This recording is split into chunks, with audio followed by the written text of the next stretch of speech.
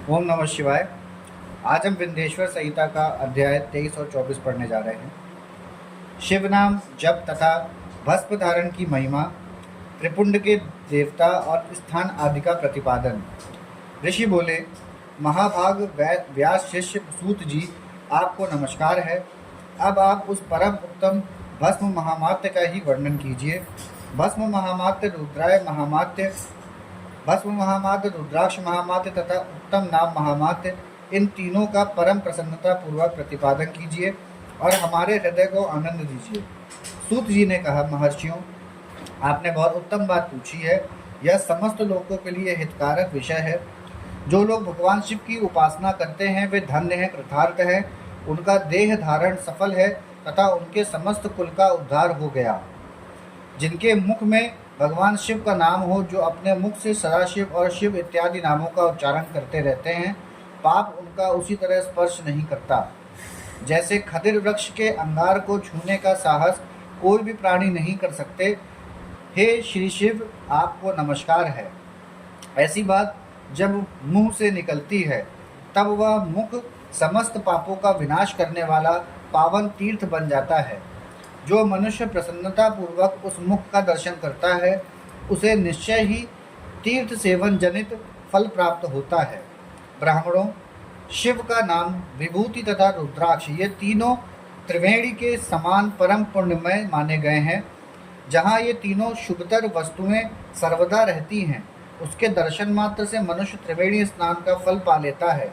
भगवान शिव का नाम गंगा है, विभूति यमुना मानी गई हैं तथा रुद्राक्ष को सरस्वती कहा गया है। इन तीनों की संयुक्त त्रिवेणी समस्त पापों का नाश करने वाली है। श्रेष्ठ ब्राह्मणों, इन तीनों की महिमा को सदृल लक्षण भगवान महेश्वर के बिना दूसरा कौन भली भांति जानता है। इस ब्रह्मांड में जो कुछ है वह सब तो केवल महेश्वर ही जानते हैं। विप्रगण, मैं अपनी श्रद्धा भक्ति के अनुसार संक्षेप से भगवान नामों की महिमा का वर्णन करता हूँ। तुम सब लोग प्रेम पूर्वक सुनो। यह नाम महामात्य समस्त पापों को हर लेने वाला सर्वोत्तम साधन है। शिव, इस नाम रूपी दावानल से महान पातक रूपी पर्वत अनायास ही भस्म हो जाता है। यह सत्य है, सत्य है, इसमें संशय नहीं है। शौनक, पाप मूलक जो नाना प्रकार के दुख हैं, वे एकमात्र शिवनाम से ही नष्ट होने वाले हैं। दूसरे साधनों से संपूर्ण यत्न करने पर भी पूर्णतया नष्ट नहीं होते हैं। जो मनुष्य इस भूतल पर सदा भगवान शिव के नामों के जप में ही लगा हुआ है, वह वेदों का ज्ञाता है, वह पुण्यात्मा है, वह धन्यवाद का पात्र है तथा वह विद्वान माना गया है। मुने, जिनका शिवनाम जप में विश्वास है, उनके द्वारा आचरित नाना प्रकार के धर्म तत्काल फल देने के लिए उत्सुक हो जाते हैं। महर्षि, भगवान शिव के नाम से जितने पाप नष्ट होते हैं, उतने पाप मनुष्य इस भूतल पर कर नहीं सकते। जो शिवनाम रूपी नौका पर आरूढ़ हो संसार रूपी समुद्र को पार करते हैं, उनके जन्म मरण रूप संसार के मूलभूत वे सारे पाप निश्चय ही नष्ट हो जाते हैं। महामुने, संसार के मूलभूत पातक रूपी पादपों का शिवनाम रूपी कुठार से निश्चय ही नाश हो जाता है। जो पाप रूपी दावानल से पीड़ित है, उसे शिवनाम रूपी अमृत का पान करना चाहिए। पापों के दावानल से दग्ध होने वाले लोगों को उस शिव नामामृत के बिना शांति नहीं मिल सकती।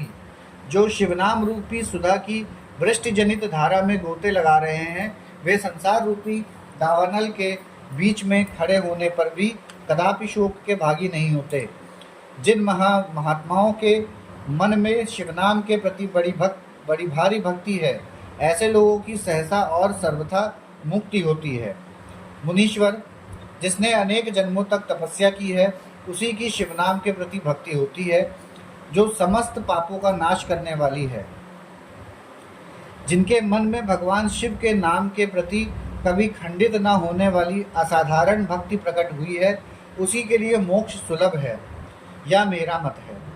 जो अनेक पाप करके भी भगवान शिव के नाम जप में आदर पूर्वक लग गया है, वह समस्त पापों से मुक्त हो ही जाता है, इसमें संशय नहीं है। जैसे वन में दावानल से दग्ध हुए वृक्ष भस्म हो जाते हैं, उसी प्रकार शिवनाम रूपी दावानल से दग्ध होकर उस समय तक के सारे पाप भस्म हो जाते हैं। शौनक, जिसके अंग नित्य भस्म लगाने से पवित्र हो गए हैं तथा जो शिवनाम जप का आदर करने लगा है, वह घोर संसार सागर को भी पार कर ही लेता है। संपूर्ण वेदों का अवलोकन करके पूर्ववर्ती महर्षियों ने यही निश्चित किया है कि भगवान शिव के नाम का जप संसार सागर को पार करने के लिए सर्वोत्तम उपाय है।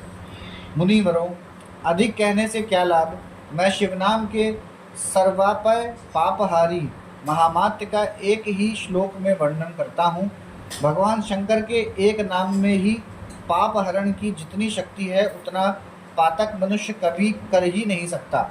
उन्हें पूर्व काल में महापापी राजा इंद्रधुम्नु ने शिवनाम के प्रभाव से ही उद्दम सगति प्राप्त की थी। इसी तरह कोई ब्राह्मणी युवती भी जो बहुत पाप कर चुकी थी, शिवनाम के प्रभाव से ही उत्तम गति को प्राप्त हुई। द्विजरों, इस प्रकार मैंने तुमसे भगवान नाम के उत्तम महामात्य का वर्णन किया है। अब तुम भस्म का महात्म्य सुनो, जो समस्त पावन वस्तुओं को भी पावन करने वाला है। महर्षियों, भस्म संपूर्ण मंगलों को देने वाला तथा उत्तम है। उनके दो भेद बताए गए हैं, उन भेदों का मैं वर्णन करता हूँ, सावधान होकर सुनो। एक को महाभस्म जानना चाहिए और दूसरे को स्वल्प भस्म। महाभस्म के भी अनेक भेद हैं। वह 3 प्रकार का कहा गया है, श्रौत, सम्मार्त और लौकिक। स्वपल्लव भस्म के भी बहुत से भेदों के वर्णन किया गया है। श्रौत और स्मार्तर भस्म को केवल द्विजों की ही उपयोग में आने के योग्य कहा गया है। तीसरा जो लौकिक भस्म है, वह अन्य सब लोगों के लिए भी उपयोग में आ सकता है। श्रेष्ठ महर्षियों ने यह बताया है कि द्विज को वैदिक मंत्र के उच्चारण पूर्वक भस्म धारण करना चाहिए। दूसरे लोगों के लिए बिना मंत्र के ही केवल धारण करने का विधान है। जले हुए गोबर से प्रकट होने वाला भस्म आघर्ण्य कहलाता है। महामुने, वह भी त्रिपुंड का द्रव्य है, ऐसा कहा गया है। अग्निहोत्र से उत्पन्न हुए भस्म का भी मनीषी पुरुषों को संग्रह करना चाहिए। अन्य यज्ञ से प्रकट हुआ भस्म भी त्रिपुंड धारण के काम में आ सकता है। जाबालोपनिषद में आए हुए अग्नि इत्यादि 7 मंत्रों द्वारा जल मिश्रित भस्म से धूलन करना चाहिए। महर्षि जाबाली ने सभी वर्णों और आश्रमों के लिए मंत्र से या बिना मंत्र के भी आदरपूर्वक भस्म से त्रिपुंड लगाने की आवश्यकता बताई है। समस्त अंगों में सजल भस्म को लगाना अथवा विभिन्न अंगों में तिरछा त्रिपुंड लगाना, इन कार्यों को मोक्षार्थी पुरुष प्रमाद से भी न छोड़ें, ऐसा श्रुति का आदेश है। भगवान शिव और विष्णु ने भी त्रयंबक त्रिपुंड धारण किया है। अन्य देवियों सहित भगवती उमा और लक्ष्मी देवी ने भी वाणी द्वारा इसकी प्रशंसा की है। ब्राह्मणों, क्षत्रियों, वैश्यों, शूद्रों, वर्ण संकरों तथा जाति भ्रष्ट पुरुषों ने भी उद्दूलन एवं त्रिपुंड के रूप में भस्म धारण किया है। इसके पश्चात भस्म धारण तथा त्रिपुंड की महिमा एवं विधि बताकर सूत जी ने फिर कहा, महर्षियों, इस प्रकार मैंने संक्षेप से त्रिपुंड का महामात्य बताया है। यह समस्त प्राणियों के लिए गोपनीय रहस्य है, अतः तुम्हें भी इसे गुप्त ही रखना चाहिए। मुनिवरों, ललाट आदि सभी निर्दिष्ट स्थानों में भी भस्म से 3 तिरछी रेखाएं बनाई जाती हैं।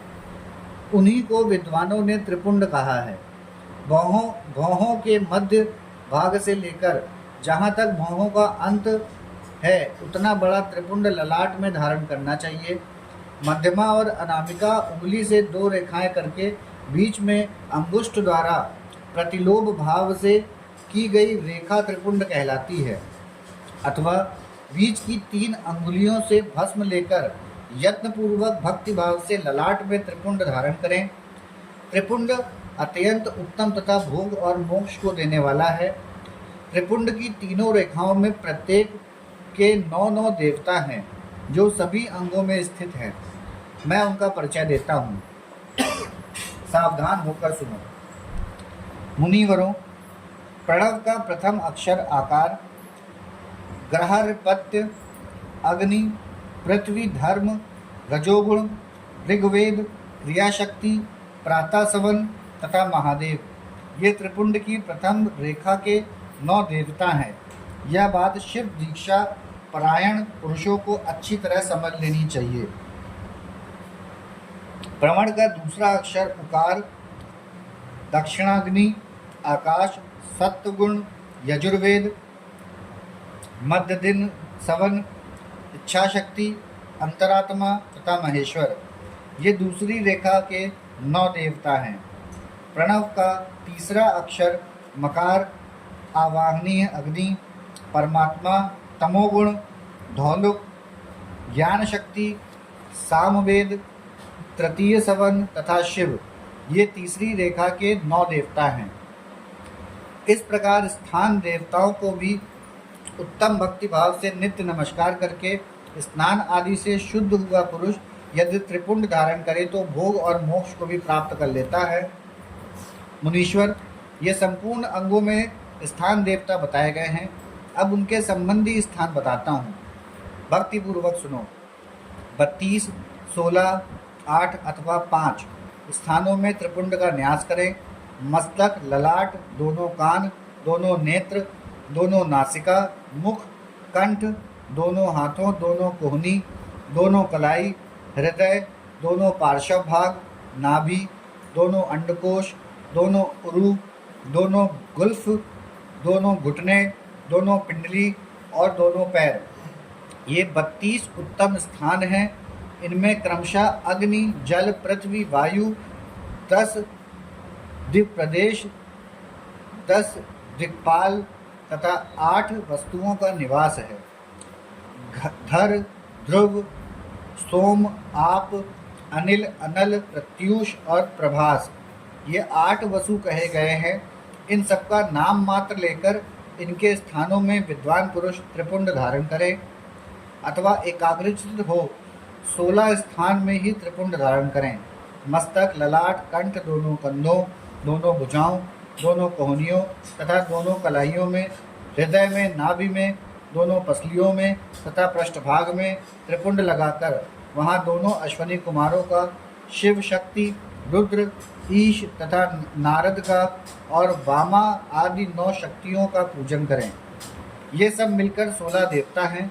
अश्वनी कुमार 2 कहे गए हैं, नासत्य और द्रस्त अथवा मस्तक, केश, दोनों कान, मुख, दोनों भुजा, हृदय, नाभि, दोनों उरु, दोनों जानु, दोनों पैर और पृष्ठभाग। इन 16 स्थानों में 16 त्रिपुंड का न्यास करें। मस्तक में शिव, केश में चंद्रमा, दोनों कानों में रुद्र और ब्रह्मा, मुख में विघ्नराज गणेश, दोनों भुजाओं में विष्णु और लक्ष्मी, हृदय में शंभु, नाभि में प्रजापति, दोनों उरुओं में नाग कन्याएं, दोनों घुटनों में ऋषि कन्याएं, दोनों पैरों में समुद्र तथा विशाल पृष्ठभाग में संपूर्ण तीर्थ देवता स्वरूप विराजमान हैं। इस प्रकार 16 स्थानों का परिचय दिया गया। अब 8 स्थान बताए जाते हैं। ध्रुवा स्थान, ललाट, परम उत्तम कर्ण युगल, दोनों कंधे, हृदय और नाभि, ये 8 स्थान हैं। इनमें ब्रह्मा तथा सप्त ऋषि, ये 8 देवता बताए गए हैं। मुनीश्वरों, भस्म के स्थान को जानने वाले विद्वानों ने इस तरह 8 स्थानों का परिचय दिया है। अथवा मस्तक, दोनों भुजाएं, हृदय, नाभि, इन 5 स्थानों को भस्म वेत्ता पुरुषों ने भस्म धारण के योग्य बताया है। यथासंभव देश काल आदि की अपेक्षा रखते हुए उद्दलन को अभिमंत्रित करना और जल में मिलाना आदि कार्य करें। यह उद्दलन में भी असमर्थ हो तो त्रिपुंड आदि लगाएं। त्रिनेत्रधारी तीनों गुणों के आधार तथा तीनों देवताओं के जनक भगवान शिव का स्मरण करते हुए नमः शिवाय कहकर ललाट में त्रिपुंड लगाएं। ईशाम्भ्याम नमः ऐसा कहकर दोनों पार्श्व भागों में त्रिपुंड धारण करें। बीजाभ्याम नमः यह बोलकर दोनों कलाइयों में भस्म लगाएं। प्रिताभ्यम नमः कहकर नीचे के अंग में, उमेशाभ्यम नमः कहकर ऊपर के अंगों में तथा भीमाय नमः कहकर पीठ में और सिर के पिछले भाग में त्रिपुंड लगाना चाहिए। यहाँ हमारा विंध्येश्वर संहिता का अध्याय 23 और 24 समाप्त होता है। ओम नमः शिवाय।